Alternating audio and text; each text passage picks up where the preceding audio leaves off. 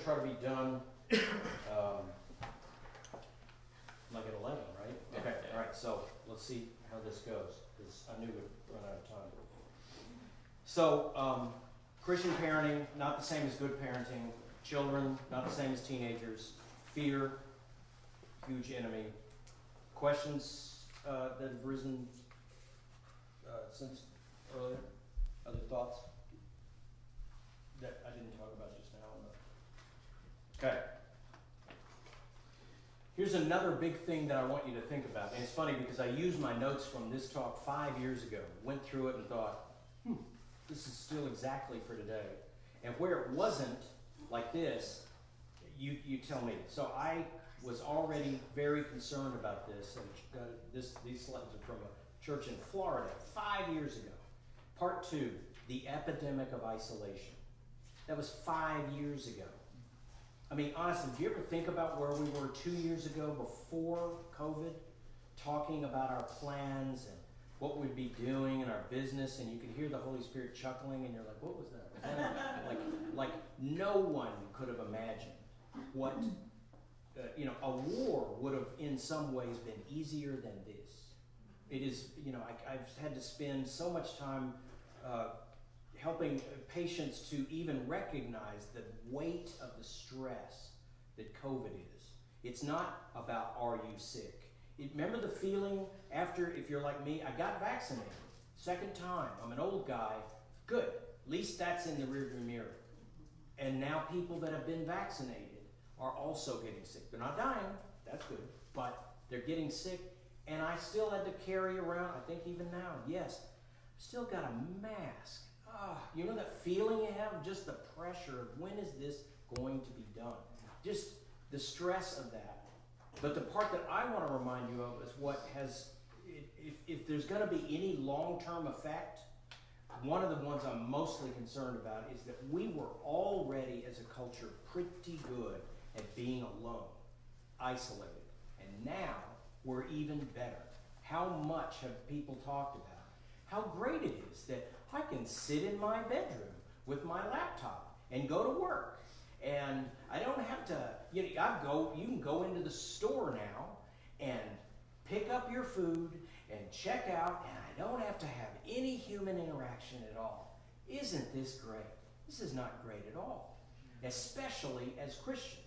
The isolation epidemic is beyond even what I was concerned about, and I mean it.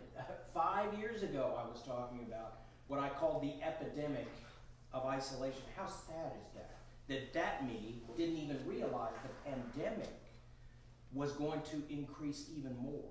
It really worries me how comfortable we are with being alone.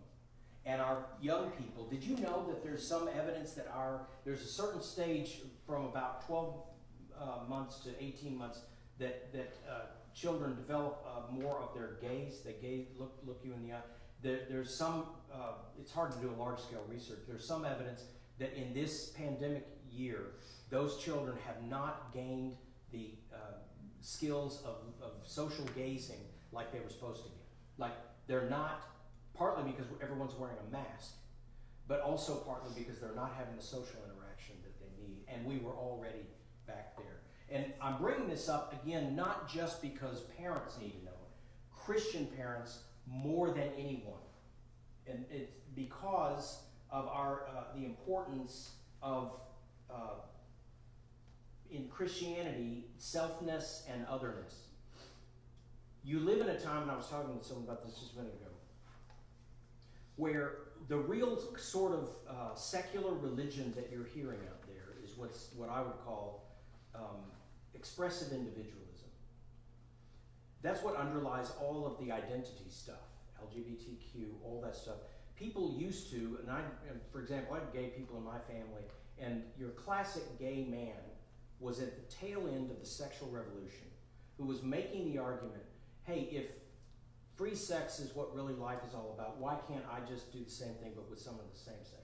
And by the tail end, 80s, 90s, it was like, yeah, I guess so, fine. That's not what's being argued. Now, there is, what about me, my true self that's deep in me? There's an almost religious zeal that within each individual is an oracle, essentially, that you know you, and for some reason we decided your sexual interest, whether you're gay, straight, bi, and your comfort with your body's biology of sex. Those are two huge characteristics that will determine who you are. That is a kind of selfness, if you will. It's a religion of self, that knowing you better is a path to flourishing. Well, Christianity is actually far deeper than that. It's not where you don't choose between self, or what other people would say is all about otherness. You have to be sacrificial. Who cares if you're unhappy? Get out there and serve Jesus. You know, that's the way it's supposed to be. I had grandparents that were like, they were active in church, and they didn't like each other at all. And, you know, but, you know, that's Christian marriage. That's not, ignoring your internal experience is not what our faith is about either. But Christ is found in us. I always like to tell young people, you know, God doesn't have a plan for your life. He has a plan for our life, and you're part of us. And Anglicanism taught me that it is about, why else would, you know, Jesus said in Matthew 18, I tell you that if two of you on earth agree about anything they ask for, it will be done for them by my Father in heaven. For where two or three gather in my name, there am I with them. That's deep. I don't even have to ask Sam more about that, but I can tell you, at the least it is. Why? Why two? Why three? Why not just me? Because we don't operate in me. We operate in us. I was telling someone that, you know, deacon, which is, I'm an ordained deacon, has always sat weird with me, because I felt called to it before I fully knew what that meant. But in good Anglican fashion, I went to my rector, Father Paul, and I said, I think I'm feeling called to be a deacon. And like a good Anglican, he goes, good, we'll let you know. I'll get a group together and pray. You don't decide. We decide what the Spirit says. It's a we. It's an interaction. And it's so valuable in our faith that I worry that we're also being drawn into kind of an individualism. God told me, you have that person that, God told me to tell you. Really? Did he? You know, it's what about us and how we are? So it's deeper than just a kind of value of being interpersonal. It is a core of who we are. And much of what we struggle with out there isn't just specifics about sexual behavior. It's a core anti-Christian religion that is, oh, aren't you part of a whatever you do, this Christian thing that flourish you internally?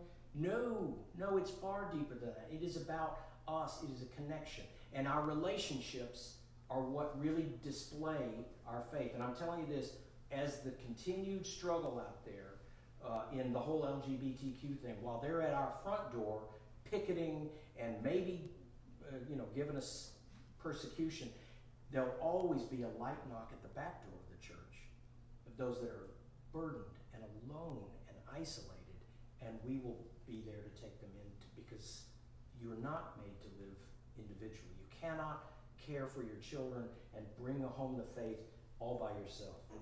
So that means examining relationships. Number one, parents' relationship, mother and father, or lack thereof. You must take seriously your marriage, or take seriously the story of why you are not married. Because almost none of us have had a good example. I ask patients this all the time, what was the example you had of marriage from your parents? It is none, but it is rare that people had good marriages. My brother and sister and I, actually, our parents, Sam knows this, had a good marriage. And I can't believe how rare that is, because it's happened across all of good people that just, for different reasons, marriage didn't work. We don't have that example. It's critical to pay attention. Continues to be reinforced over and over again in research. It is critical, the role of fathers. And as I was talking to the grandfathers, men in the lives of children is, it's not even fair. Because as you can know, for 30 years when I spoke, mostly I spoke to women. This is better, it's getting better, way better. But I mean, back in the day, in the 80s, when I was doing all-day parent conferences, there's a bunch of women. Moms are there. So it doesn't even seem fair that, well, how come the role of fathers, especially in adolescence, is so transforming and huge. I don't know, it's not fair, it just is. The role of both of them is critical. I think it's partly because we can even still not even imagine a pandemic of mothers not involved with their children. Women just do what they're supposed to do. They're just there, they're involved. We can't even imagine that, although that's growing, where children more and more have even no contact with their mom. But fathers are a huge part of that. Priority in marriage. Here's the other part that may surprise you. Friendships. Really talk to your children about friendships from childhood and into adolescence. I cannot believe that I have to actually instruct girls about the importance of their friends. That never had to be. 30 years ago, girls, that's what guys are like, hey, nothing but drama. Yeah, that's girls working out their connection, their I'm closer to you. Girls are just good at that. Used to be good at that. Now I have more and more girls, even college age, that their life is like a little sitcom, and season 3 has a completely different cast of supporting characters from season 1. I'm telling you, what about, what's her name? And you mean, whatever. You mean Brandy, my friend? Yeah, what happened to her? I don't know, we just don't talk. What do you mean we don't talk? She was your closest friend. Talk to her, ask her what's going on. And it's happened. I've had girls, high school, will come back and go, well, we're talking again. Turns out she thought that I didn't like her. It's like, yes, that's how you do it. You work through stuff. Friendships. I've used my oldest friend, Jeff, over and over again. Jeff and I have only been friends for literally 50 years. He was my closest friend. He was the one I would call when a girl was being stupid, and he's like, yeah, she didn't deserve you. And I'm like, yeah. That's how you get through stuff. But you must encourage, as part of our faith as Christians, to include and encourage our children in their friendships. It's harder because of distance. People move. Many friends are spending this weekend with my mother, but this weekend with my father. It's not easy. So you must also talk about the value of that, these people, because our faith is in community. And then lastly, and not surprisingly, and again, y'all all know this, your church community is essential. Being a part of this church, being a part of the church you go to, the local parish, your community, is, probably one of the biggest evils that came out. Do you know what percentage of Christians now are still doing Zoom church because it's easier we actually like it better. I can sit in my PJ pants and eat a donut while I'm at church. It's like 60-something% of evangelicals voted or said that it is an equal substitute to watch a sermon online than to go to church. That's just not knowing what church is. It is a body, the body of Christ, and we need each other, including the conflicts, the boredom. Oh my goodness. I was at church Sunday night, Wednesday night, all the time, and there was a lot of boredom there. Just enough time to be there that it wasn't all entertaining. You're just here, being with us, because we are the Christian faith operates in relationship. So how do you do that? The tools for relationship then, if it's critical, that also then brings into some specifics. For your children, self-control is very important for children. I'm not talking about over-oppressing them, but I don't know why I'm even talking about that. I don't know any young parents that are over-oppressing their children. I know, just to be honest, a bunch of young parents that let their kids do all kinds of stuff that makes their kid hard to be around. You know, Jordan Peterson he's a psychologist, Canadian, big controversial guy, but because he's putting out very basics. He has this thing called the 12 Rules for Life. And one of them is never let your children do something that will cause you to not like them. Don't let them keep, your impulsive kid that runs around and never sits. If you continually don't address that and you find yourself just not liking your kid, well, guess what? He's going to go out into community and nobody else likes him either. You've done him a disservice. It is important that we think about teaching self-control early. I like the book. Did you ever hear the book Bringing Up Bebe by Pamela Druckerman? We started giving that out to people. It was basically a woman's experience of French parenting. And I like France, but it's not that they're doing it all right.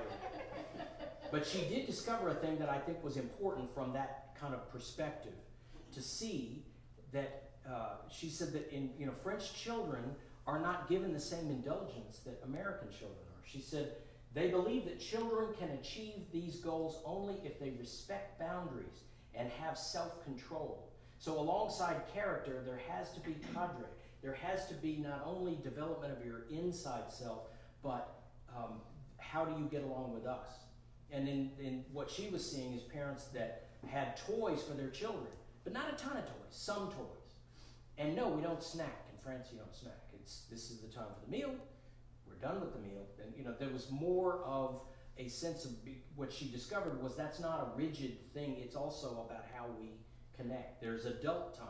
The children are played with, and now you go, and the adults are going to interact. Ever tried to have interaction with adults, with children, when there's 4 or 5 children that are, elementary or younger? Very often, and again, it's not that it's easy to do, but is it even a goal? And yeah, I think it's important for our children to learn self-control at a young age. The other thing is social skills and manners. Like just knowing how to interact with each other. I live way out in the country in Hunt County, and I was sitting in Bonham, Texas, at a little barbecue place that was apparently the big place to be. So they had that table of 4 old guys that probably sit there every day, and they're like 80, crusty guys. And then there's this woman standing, waiting in line with about an 18-month-old girl who was staring over her mother's shoulder at the crusty old guys. And they don't even know each other, but this is how community works. One of the crusty guys goes, "Hi," to the little kid. His face actually lit up a little, which is weird, I'm sure. And the little girl is looking, and the mother notices, and she turns to the 18-month-old, 2-year-old, whatever, and says, "Can you say hi? Can you say?" And they're doing a dance here. He's doing the part he's supposed to do. "Hi," strange old guy. And she's telling her kid, "You need to say hi." And I thought, this is such an old-fashioned thing that is not happening. You need to say hi. You need to learn to interact with others. It worries me that not only the electronic devices, but the lack of socialization means I introduce myself to 17-year-old, 20-year-old that are like, "Hey, and I'm a shrink, so I'm like, whoa, here, grab that hand, look me in the eye, hi, how are you? This is how you do it. Because it is harder and harder to teach young people to do this. Again, it's more than just an old-fashioned principle. It's part of our faith that we are we, and sharing the life of Christ is knowing also how to interact, and that includes social skills and manners. I'm going to skip that. Okay, really excellent. I'm skipping it. All right, so impediments to relationship development, I already talked about it. Screens. Technology, you're just going to have to keep fighting it. And I will remind you that when you set your goals about limiting video games, limiting screens, and so forth, you really have to have grace with yourself. You're going to have that rule set, you're going to feel good, and within 3 months you're going to wake up and go, whoa, we're not doing that anymore. So clean it back up, dust it back off, go back to where you were. With your teenagers it'll be harder, but you need to keep setting those limits as much as you can, because these devices are really tough. Mobility we've talked about, and busyness. I think it's really important to keep yourself in check about what you're busy with. Your kids really do not need to have 2 sports at the same time. That's just, I think in general, that's true. The idea of keeping our children super busy in their personal success, their academic work, their athletics and so forth, to where they're just busy all day long, I'm not sure that really is characteristic of the faith, and I've seen it many times over and over again, kind of not create in our children the basics that we're looking for. So practical issues with children is your schedule and your children's security. It is really important. There are now more and more places of work that have no regard for family, that send people on trips with that are over the weekend, that absolutely interfere with family time. It used to be that there was more of a respect for what families and marriages need. as you know, you cannot count on that. There are businesses that have sales forces that they send out almost designed to ruin a marriage. Let's send that attractive woman out with those two attractive men. They'll spend the night for several nights and do, like, I'm not saying that everything, you know what I mean? It's like, that's not a good idea. That's bad for family. It creates difficulty. You have to make more and more choices based on what really works for you, not just the financial option. And to be honest, the best examples of that more and more have been women in the workforce. Women tend to make better choices overall about how to take advancement if it's going to wreck my relationship with my children. It's a woman that is more likely to say, well, I'm not going to do that. I'm not going to take that all away from my kids. Men are the ones that are like, I don't care, let's just get more money. So it's worth watching the example from many of the women. If you look at the data, by the way, we don't actually have, you could almost argue, we don't have a gender pay gap.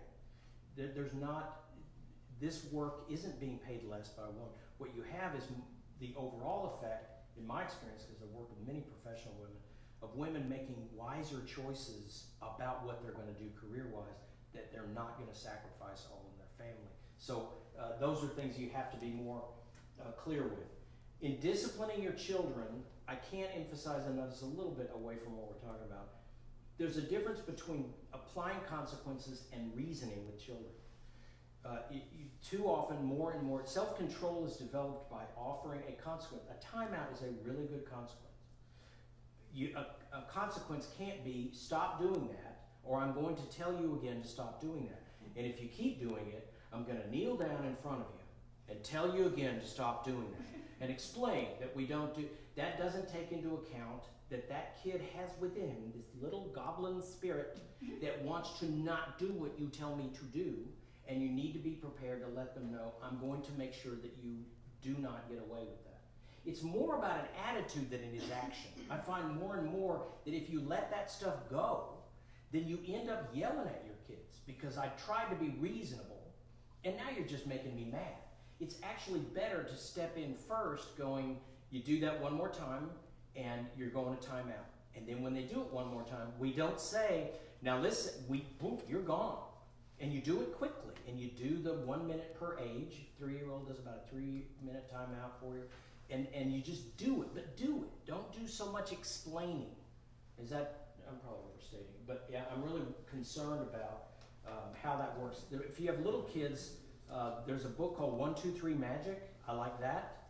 Remember one time, one of my kids came home, and the next thing I knew, they were saying to my grandkids, okay, that's a 1. I was like, what was that? And my granddaughter went and stopped. I was like, whoa, what was that about? Because by 3, you're going to do a timeout, and you do it enough to show them that I'll do it. But no criticism of my child, but within about 6 weeks, that's a 1 became not so much, because then the next thing you know, a 2, and then I'm explaining again. And you do stuff, give consequences for things, it helps.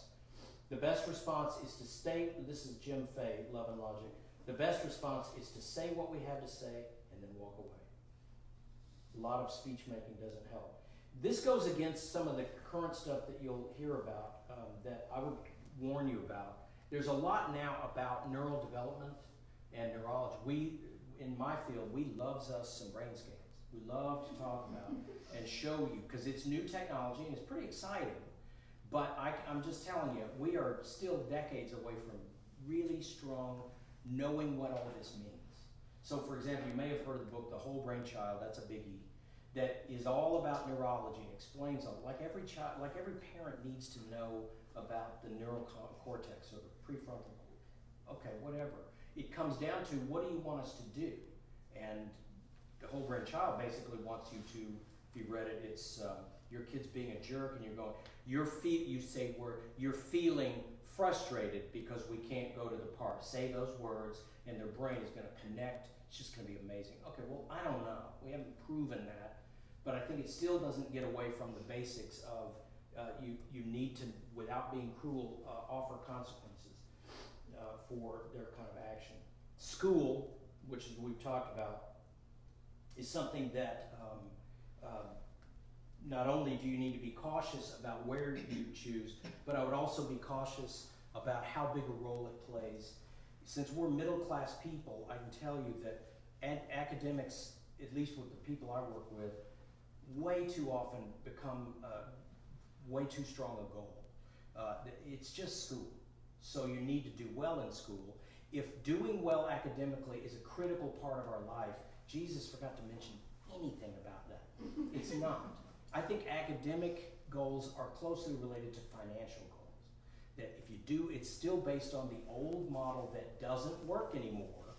That if you're smart and you go to a good school, and including an expensive college, then you're gonna get a job that makes you a lot of money. That, just in case you haven't read, that map is no longer working.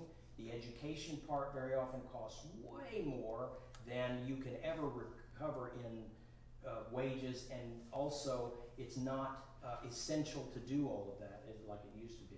So even back into elementary and high school ages, I would start then with putting proper emphasis on it, but not too much emphasis. It's only school. I've already mentioned about adolescent behavior, issues with adolescents. Don't let your kids, don't let your teenagers basically grow up feeling like you're still under our control. You're not going to get up. You have to get away. You're not going to grow up. Basically talked about that. So those are the main issues that I wanted to talk to you guys about, and we still have a few minutes. So take a sec, and actually question answer is much easier for me. So, questions? Being a parent about examples, being an example for your kids. I remember Yes. my parents, I love them, they're great marriage, great parents, wonderful people. They had this kind of, they didn't really teach us a whole lot. It was about an example. I watched them. They had some bad things that they passed on, but it was kind of like, do as I say, not as I do kind of thing. Yes. And that doesn't work well.